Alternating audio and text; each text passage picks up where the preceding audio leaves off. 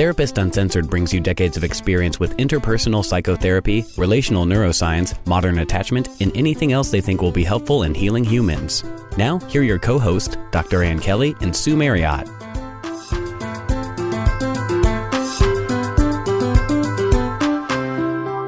Hey everyone. Today marks the 150th episode. I'm really, really excited about that. And we're concluding our 5th season. I know. So, Ann Kelley, congratulations. Yes. And it is our listeners and our incredible audience that has helped us as an independent show with no producers or anything like that, helped get us all the way to where we are today. So thank you for supporting us for these last 5 seasons. And it's true. We have so much material. The content in this show it's just an embarrassment of riches. Especially when we stop to think about all the wonderful people we've gotten to interview. And we have so much to share with that. And today, we're going to talk about some of the biggest highlights of the shows we've done, because there's nobody out there likely that has heard 150 episodes. So it's pretty hard to know especially if you're new to the podcast, where do I start? What am I interested in? So we're going to cover some of our highlights. It'd be hard to cover everything, but we're going to cover as much as we can about these are some really meaningful nuggets that we have learned and some amazing people that you have to hear if you haven't already. Yes, it's such a privilege that we get to introduce you all, the audience, with some of these scholars and researchers. It's so fun. It's so amazing. So we're excited to bring it to you. So let's do it. Before we jump into our highlights of our first 150 episodes, which sounds crazy, but that's what we're going to try to do today, we want to bring your attention to something. You know, mental health issues do not discriminate. However, members of underrepresented and intentionally excluded groups are at higher risk for a number of emotional struggles, and our current mental health care systems often miss the cultural and historical factors that contribute to their pain. Yeah, so July is BIPOC Mental Health Awareness Month, and we really want to call everyone's attention to this and really make note that it's so hard just to have anxiety and severe depression, PTSD, but especially when treatment really isn't accessible or it's culturally uninformed. So this month, through our social media channels, we're sharing specific resources for Black, Indigenous, Asian Pacific Islanders, and other people of culture. You'll also find some specific resources in our show notes, and you can find those at therapistuncensored.com/150. We really want you to think about folks that cross racial and ethnic lines and recognize that treatment should come from within the communities and be informed by patients up, not just physicians down. And there's a lot to learn about this. So we really encourage you to follow up with some of these resources. All right, cool. You ready? I am. Let's jump in. Okay. So we've both taken some time to kind of review these episodes and pick a couple of them. You know, that was actually really fun to do, I know, wasn't it? It really was. To do some and then to kind of remind ourselves about what it was that was impactful. And some of them just jumped out. Oh, well, and sometimes it was a little painful. Yeah, well, yes. It was, there was definitely cringe factors of like, oh, I hope nobody heard that one. Or, or remembering things that we took out of the episodes, things like that. Well, truth be told, it is uncensored. We actually rarely re-listen to these. So when we re-listen, we're going, ouch. Yeah, exactly. There was one where one of us it was almost like the flu and had this massive coughing fit. It was actually one time that we interviewed Dan Siegel, and the editor was going crazy with it. But, we wanted it. We wanted to keep it. But it was pretty funny. So we both have gone through, we've looked at them, we've pulled a few out. And is there any particular one, Ann, that for you was super inspiring or was something that moved you, or that, what do you want to start with? For me, I would say it's the Holding Your Own series for this year. I got a lot out of both doing it, the research that went into doing it, and a lot of contact from listeners around that. And it was so powerful and very impactful, the contact that we got. We did a whole series about difficult personalities, being in relationship with a difficult personality that might have narcissism, grandiosity, malignant narcissism. We talked about covert narcissism. Borderline personality. Yeah, and I enjoy doing that because I feel like we can all relate to different aspects of those personalities. We've all been in relationship with either an individual with that strong proponent or minor characteristics of this. So I think it was a powerful one to do and talk about.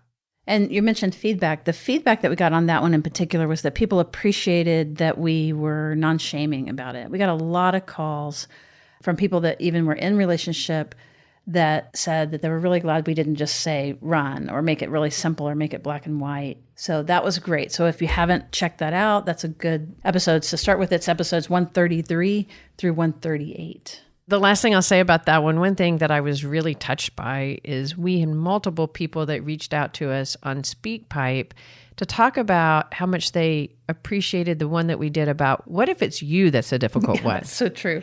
But the authenticity and the vulnerability and like, oh my gosh, as I listened to it, they would say, I think I'm the one that's difficult. And that I just thought, how powerful is it? Obviously, actually, if they can see that, they're likely not extremely on that category, but they were able to be reflective and go, I recognize myself. And you really helped me think about it. We have multiple ones about that. That was so touching. Well, and think of how we thought of the episode, which was we were reflecting about ourselves. Right. And we're like, oh, oops, wait, hang on. We have those difficult parts. Yeah, exactly. We all do.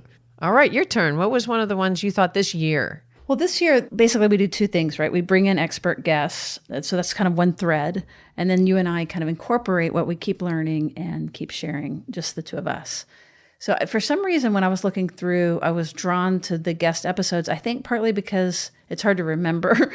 Like when you and I are talking, like I really liked actually just our last episode, the one that you and I did together. And I think that that's probably a good summary episode. We talked in the last one about the development that we did of the modern attachment regulation spectrum. So for therapists, I thought I would call out a couple of our guest episodes that I think that you should not miss. Therapists, mental health professionals, or just super nerdy listeners. And I know, and I'm looking at you, I know you. Well, I've met you, and we welcome you.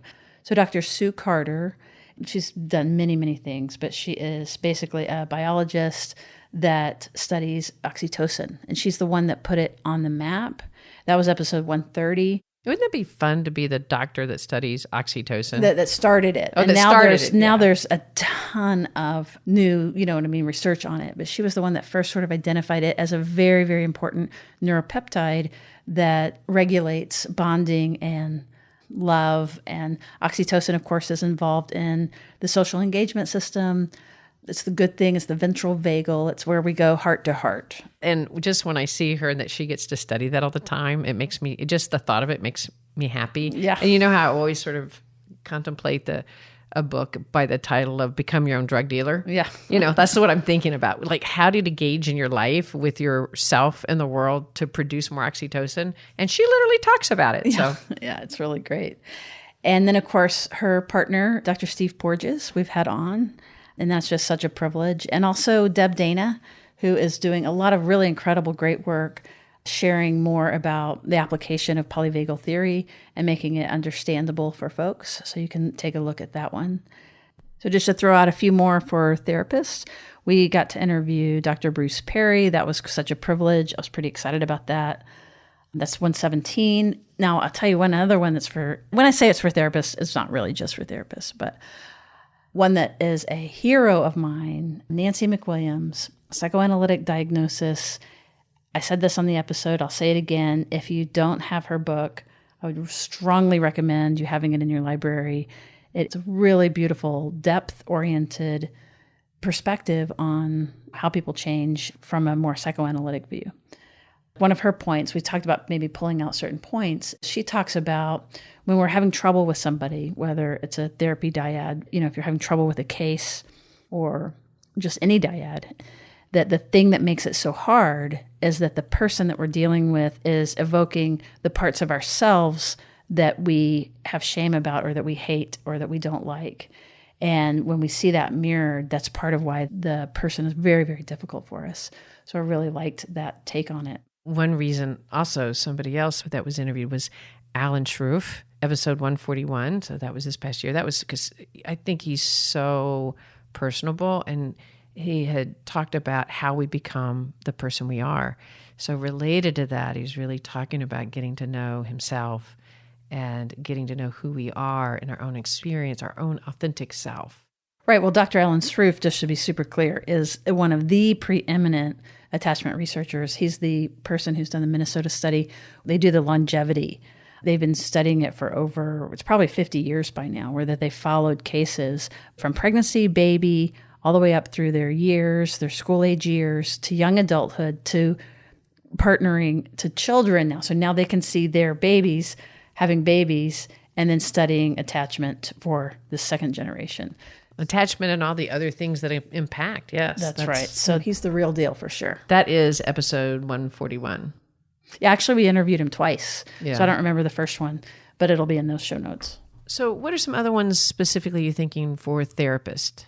Well, there's so many, but somebody that's really near and dear to my heart is Lou Cosalino. Oh, yeah, we love And Lou. he's an incredible clinician, and he kind of bridges between being a really great clinician, but then also he's got all of the brain stuff and the science stuff. And that was episode 89, and he talked a lot about neurofluency. One of the things he said in that episode was you have to get in touch with your own flexibility and tolerate the anxiety of your own ignorance. Isn't that a great quote? That's really hard, isn't it? So you have to get in touch with your own flexibility and tolerate the anxiety of your own ignorance. What I love when I listen to him about the idea of tolerating our own anxiety, I think that is so often what happens when we get triggered. We are triggered into a quick emotional response, literally because we can't tolerate the experience we're having inside of us. And this whole thing about tolerating our ignorance, right now we're learning so much about white privilege and about these institutionalized things that we have an investment in keeping the power that we have. And so it is really hard to give that up. And we did an episode 145 on class, race, and attachment that we're just beginning to really get a better incorporation of this. And why I mention it is you just talk about being able to manage the anxiety of our ignorance, that sometimes people don't do that. And they're like, I'm not ignorant. I know exactly, I don't have privilege. Nobody helped me. That's not a very flexible space. So moving into the flexible space of being able to learn, be a good learner and learning new things. And one of the signs that you might be experiencing that is if you even just heard us who said that, kind of a bit of twinge in your body or threat, right? Like that's the one way to notice is when you experience the idea of threat in your body, when you hear something, to take a moment to explore why is that threatening? Because it's hard to do that. We just react so quick with threat rather than slowing down to go, why is that triggering me? I did everything myself. Nobody gave something to me. That probably does mean you worked your butt off and you worked hard. And so you have a lot of identity around that. And that identity is very important. And yet it does not threaten you to loosen that and really recognize that also that we have privilege that also comes with that. And to kind of tolerate that in our body can be really challenging. Right. It's not about a good person or a bad person. Right. It's about being a good learner and being open to other people, and that doesn't take anything away from you. Well said. Well said. And in speaking of that, it makes me think of the idea of shame. One of my favorite episodes of all time is the episode we did with Dr. Steve Finn. Well, it's hard if anybody knows him out there. Many people do. He's just a fabulous man, for one. And then the way he's able to articulate about shame is the least shaming. He might be the least shaming person I've ever talked to. That's awesome. Do you know what episode that is? Yes, I do. It's episode 51. And if you're interested in shame, I would also check out episode 81 with Jules Taylor Shore, who did this great piece on boundaries. It will go really nicely with Steve's 51 and 81. For those of you that remember Jules, that was a very popular episode. And check that out. She talks a lot about boundaries, but she talks about the Jell-O wall. So for So tell the Jell-O wall. I don't know if I could get it as well as she does, but she talks about taking space. It's actually kind of related to what we were just talking about. When something feels threatening, et cetera, is like being able to imagine a Jell-O wall between you and something else so that that is not me. It's a way of helping individuals differentiate. Of course, it's been a long time since I heard that episode. Well, what I remember is that it had to do with, your hands is all the way out. You've got Jell-O from your shoulder to your fingertips. And what that boundary does is it stops and you can have time to ask questions like, is this about me? Right. Is this anything I need to manage? There's some specific questions that you can ask, but really anything that can give you the pause before you react. Oh, that reminds me of Kelly Insellman's, the meditation ones that were really fantastic. And there's one that we did that's just a meditation. That is a really popular one too, where there's not talking at all. You just hit the thing. She will walk you through a really, really nice meditation. She is fantastic. That is episode 64. So it's mindfulness meditation with yoga therapist Kelly Insellman. And that was the one that was the bonus episode, that if you go to 64, it's just the meditation. But we actually interviewed her, which it was actually a very powerful one because it was about living with cancer. And it's the 6 principles of emotional healing. I thought it was a really powerful episode. And that's episode 63. You know, that makes me think of, there's just a few that we've done 2 episodes. Another one was Doug Braun-Harvey talking about sexual vitality. Oh, yeah, that was amazing. And that one is definitely worth a listen. That's timeless. You know, I think it still applies for sure. That's episode 42 and 43. Okay, so one catch moment that was such a long time ago, but one of the things that I recall having a dialogue with him about was the whole idea of how we conceptualize for women, the difference between how we relate sexuality with men and women, and that women lose their virginity and when they first have sex. And I remember his reframing that they have gone through their sexual awakening. So it's going from this thing that something's being taken like it's bad to that they've engaged in their sexual awakening. And I remember thinking, that's a powerful shift. Yeah, no, I really like that. There are several of those kind of little light bulbs in that particular one. And one thing, too, about our podcast is that we are really great about including particularly the LGBTQ position. And another one that comes to mind related to that, Doug Braun-Harvey talks a lot. He has an emphasis, in a way, on gay sexuality, which is fantastic. But Did you say the episode on that one? That's 42 and 43 for Doug Braun-Harvey. Yeah. And there's another one that we haven't ever kind of called out before called Intersecting Genders.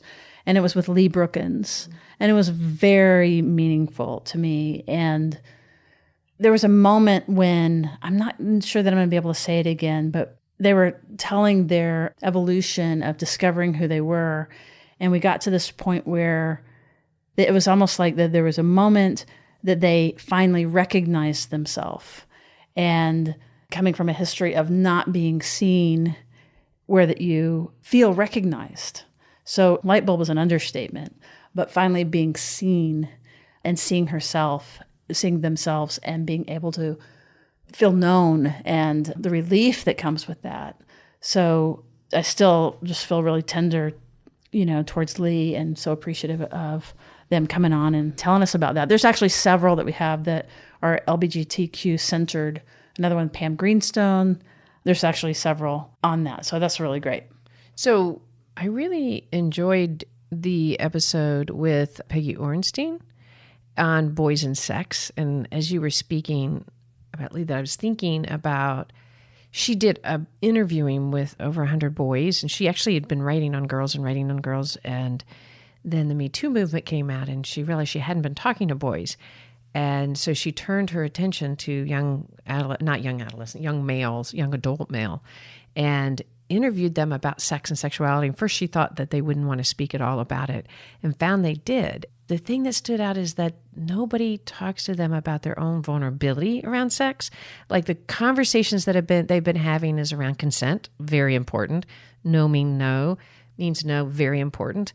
But the idea of their own vulnerability, what their attention to love and sex is, that their focus on sexuality was so much about their performance piece related to the woman's pleasure, that the idea of just thinking about what its sexuality is about and getting them to talk about it was a really novel thing, including their own identity around it.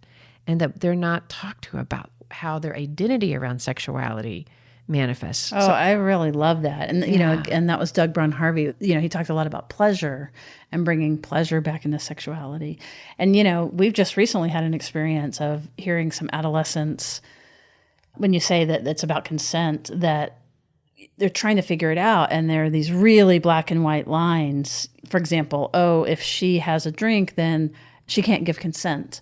And there's a lot of confusion and kind of severity around this. So that tracks with what you're saying about it becomes sort of rule-based, or anxiety ridden, or, I don't want to end up on the call out culture or the Me Too, like I don't want to cause a Me Too, and how scary that is. And really coming back to their own vulnerability and their own desires and their own pleasure. Yeah, very powerful. That's episode 139, by the way.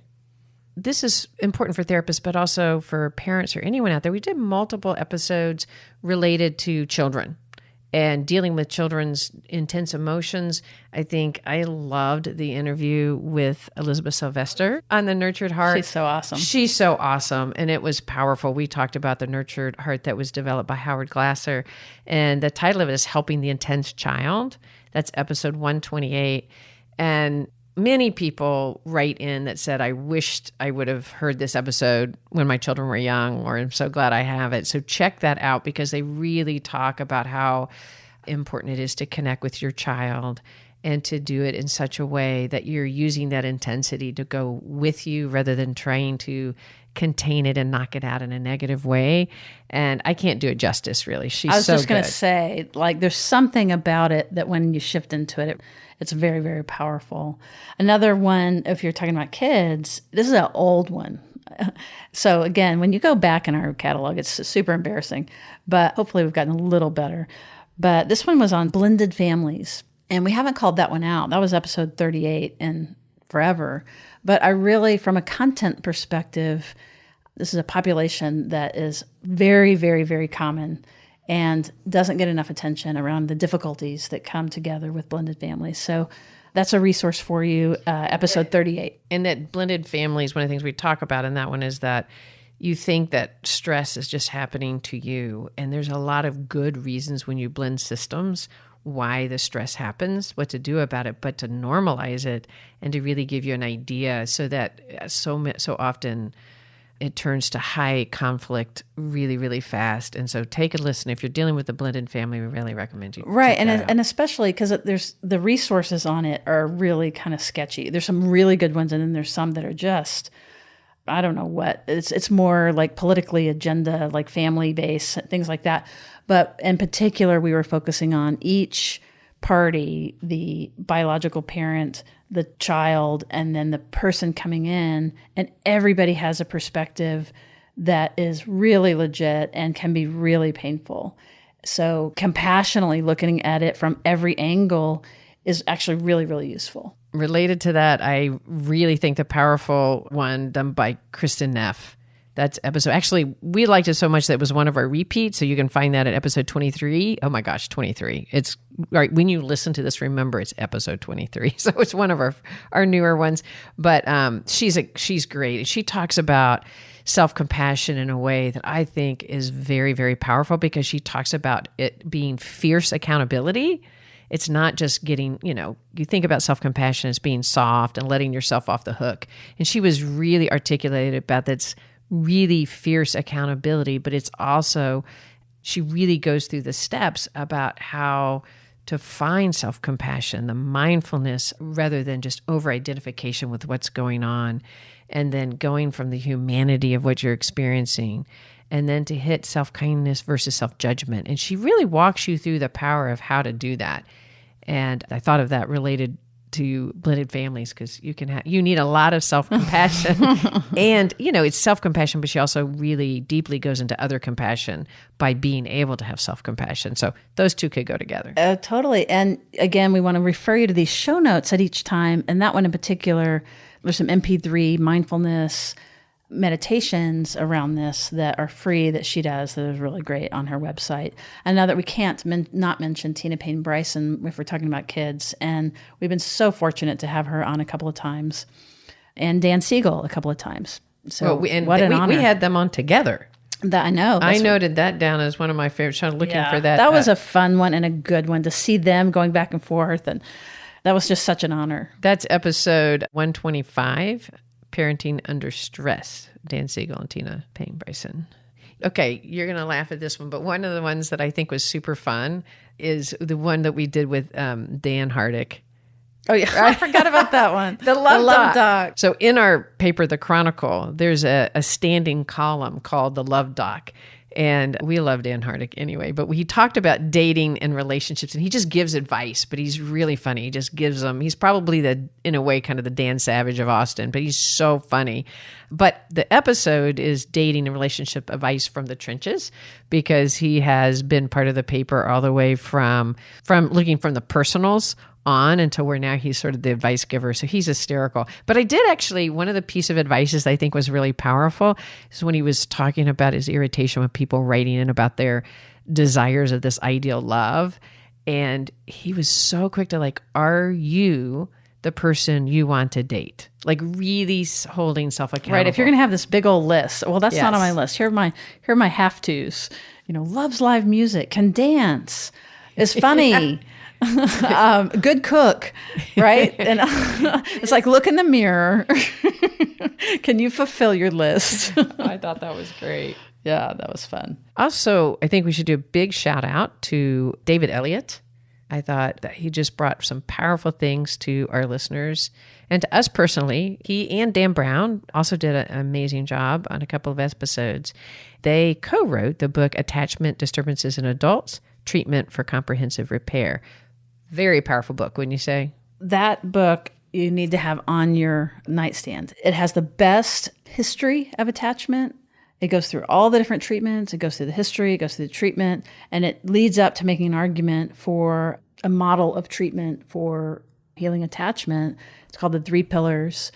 Part of our Patreons, we've been studying this book actually a lot. And David Elliott was so kind as to make a guest appearance for our patrons and do a demo of one of the three pillars, the ideal parent protocol. So that was really fantastic. And yeah, we just adore both of them, but we've been in particular friendship and writing relationship with David Elliott. So be sure not to miss those. What were those numbers? With David, we did a replay, and so you can check him out on episode 120. And one of them, by the way, he does a demo of Ideal Parent Figure on the podcast. That was the one that you did the interview with him. I want to also mention one that is really dense clinically, and that was the one that we did with Dan Brown, who is Elliott's co-author. He is a force to be reckoned with. He knows something about just about everything, and we got tons in specifically related to trauma and complex trauma. So look for the Dan Brown episode. Another little hint, on our website, we never talk about our website, but there's a search button, and you can go on the website and you can put anything in. You can put Dan Brown and you'll find that episode. You can put David Elliott and you'll find his episodes. Dan Siegel, parenting. You could put parenting. You could put gay. You could put sex. And it'll list some of the episodes. That's funny you should say that. One episode, we got a lot of positive feedback, and I'd have to look up to know what number is different sexual drives. Are we screwed? Yeah, that's right. And we got a lot of positive about talking about how we deal with different sexual drives in our different relationships. And, okay, hint on that one too, so that you don't have to go listen to the whole thing. One of the most important things when you have a difference in whether it be sexual drive or whatever, going out or food or whatever it is that if you can acknowledge the loss to the other person. So in this case with sexual drives, if you can, even if you, they have a higher sexual drive than you, if you could say to them, this must be so hard for you, and I'm really working on this, or acknowledging the difference, that in and of itself is just going to get you so far.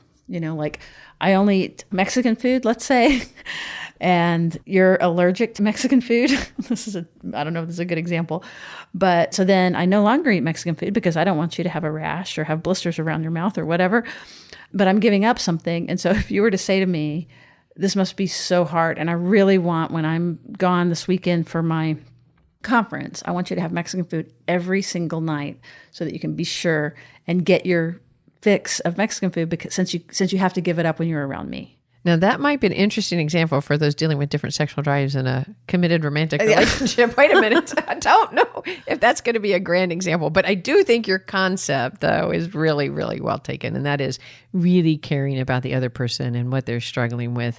And to remember that the different sexual drives isn't because somebody's being stubborn. And we're not just about committed monogamous relationships. We talk about all sorts of relationships, but including those who are not in a romantic relationship. A lot of times with attachment, you think of dyads. And there's one that we did a replay on. It was with Becky Mendeville, where she talked about single and not dating. She's, an intentionally single person. And she talked about how she had been impacted by learning about attachment. And it's funny and it's super real. Yeah, because she talks about attachment in the workplace, like how she realizes how she goes to work and how it plays out, which I thought was a really wonderful slant. Yeah, so for those of you that are blue, tune in. Tune in.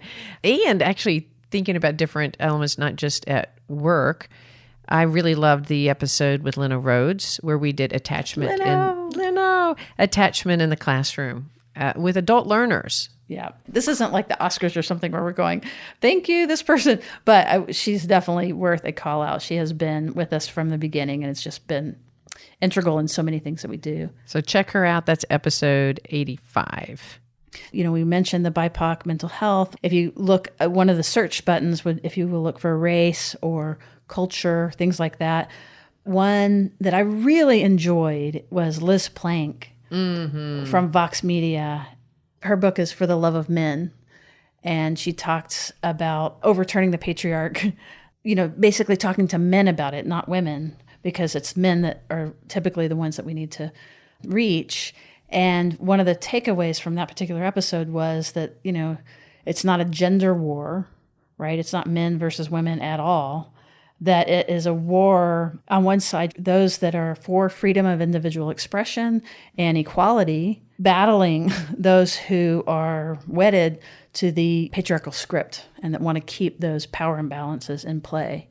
And her point being, it's not good for anyone. This isn't about men versus women, that for the love of men, we don't want that structure. For the love of men as well, right? Right, for the love of men, it's so inhibiting and so disconnecting for men.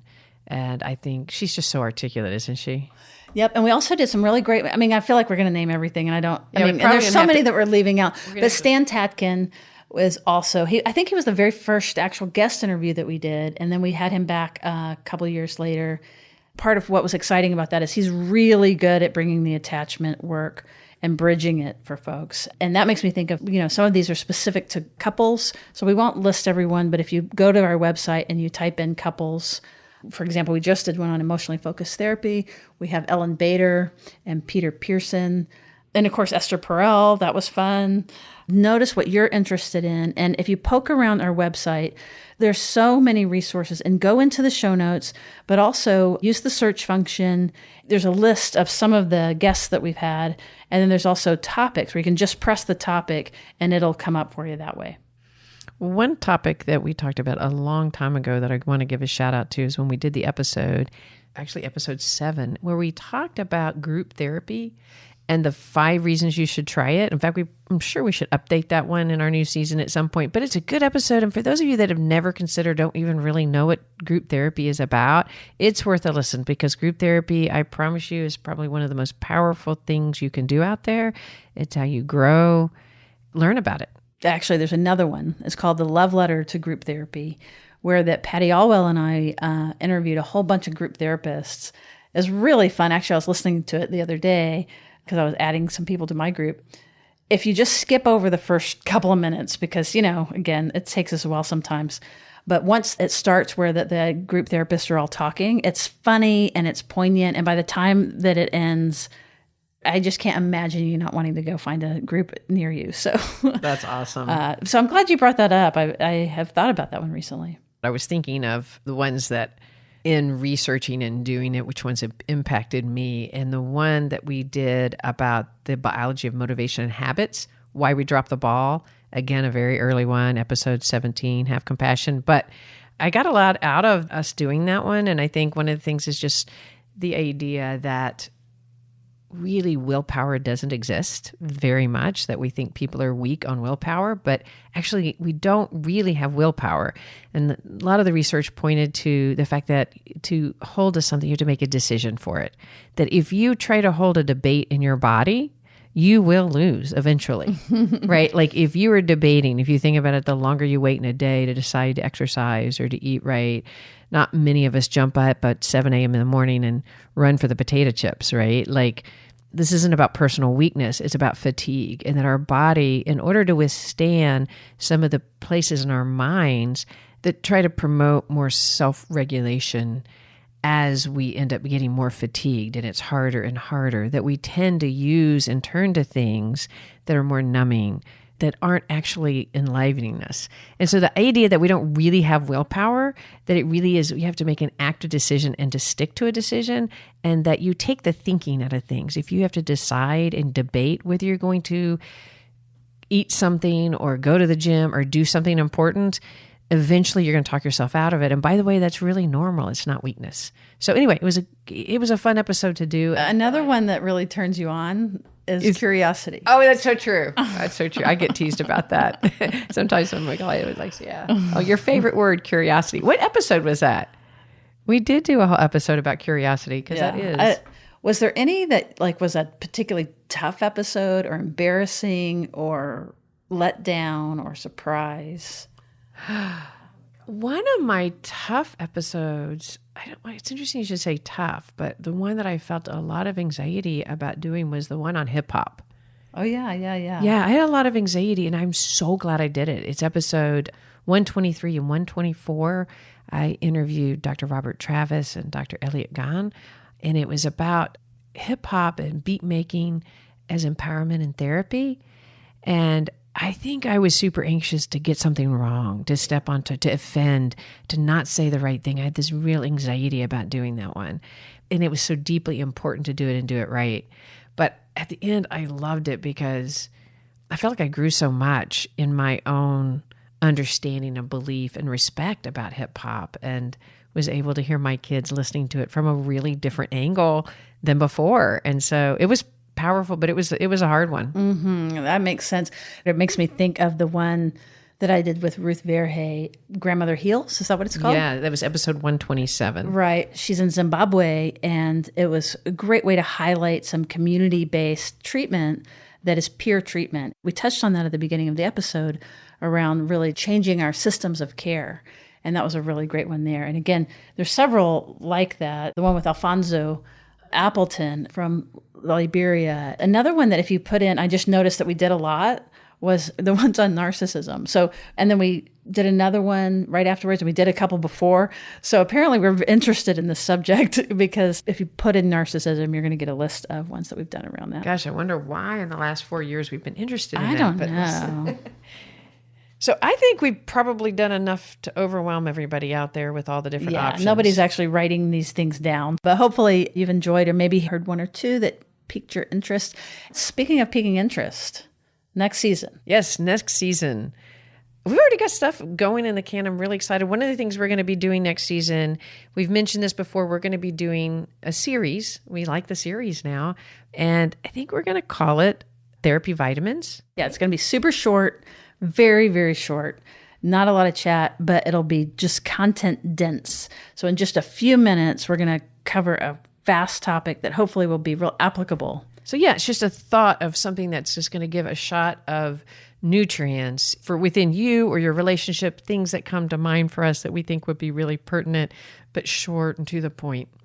Exactly. As short as we can do. That's, a challenge sometimes. And I just feel giddy about this one. We'll probably start the season at least pretty close with this interview that I'm sure will end up being 2 interviews, because I just totally am fangirling. So if you know about attachment, if you're, nerdy in that way, and you know about Bowlby, and you know about Ainsworth, and you know about Maine, and you've heard about the AAI, the Adult Attachment Interview. Well, did you know that Carol George was the one who actually wrote it, right? The Adult Attachment Interview. Hadn't learned that until Patricia Crittenden shared that.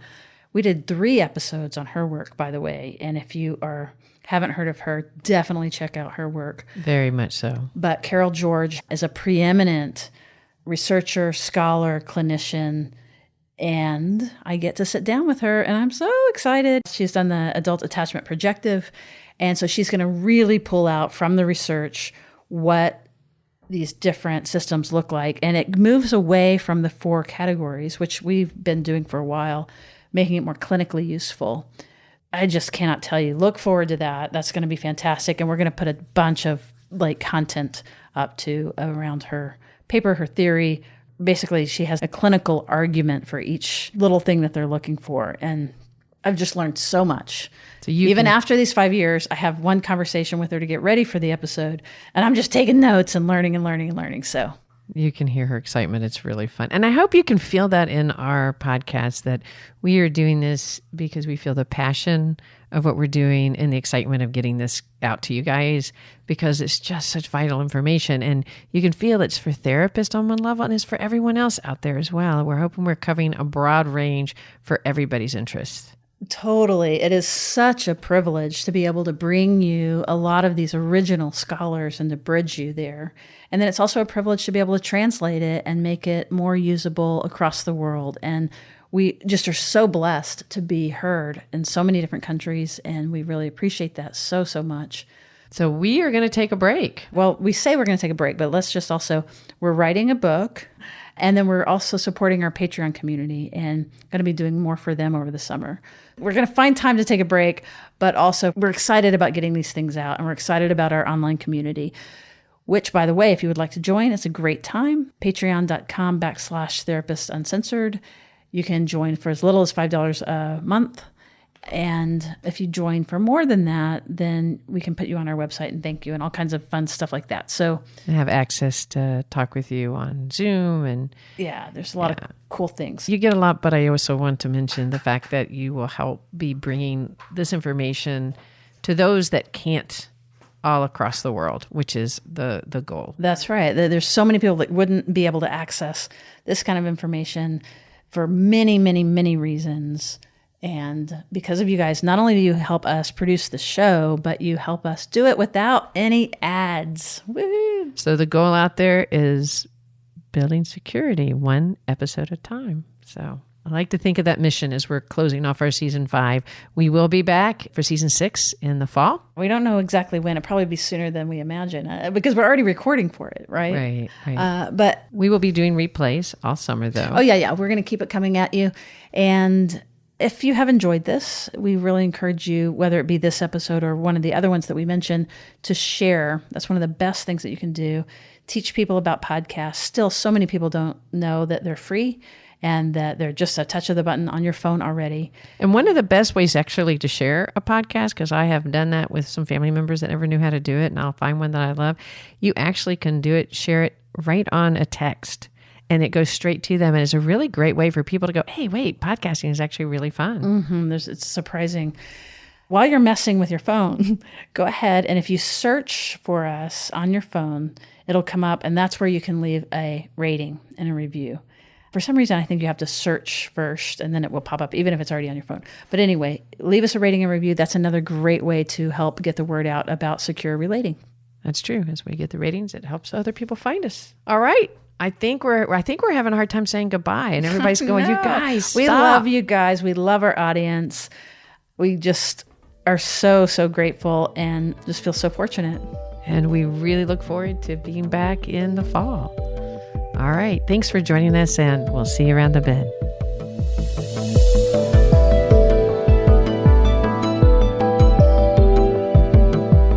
Therapist Uncensored is Ann Kelley and Sue Marriott. This podcast is edited by Jack Anderson.